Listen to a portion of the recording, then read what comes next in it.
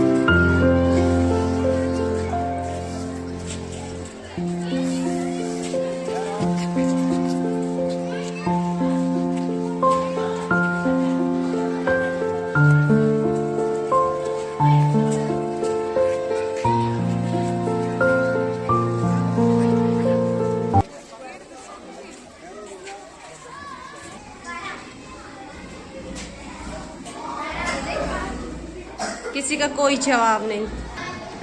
अस्सलाम वालेकुम। आप किस क्लास में पढ़ते हो? स्कूल आना अच्छा लगता है? कितना? कौन कौन खुश है स्कूल आने से?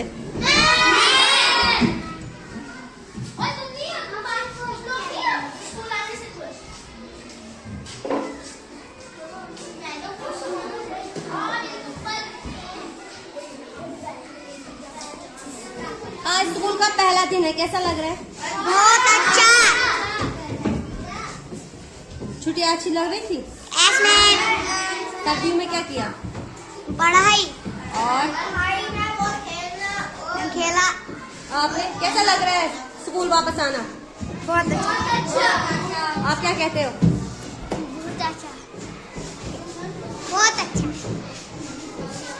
बहुत अच्छा। चलो आज कुछ पहले अपनी ज़बानी सुनाओ, कुछ पहले दिन आए हो स्कूल।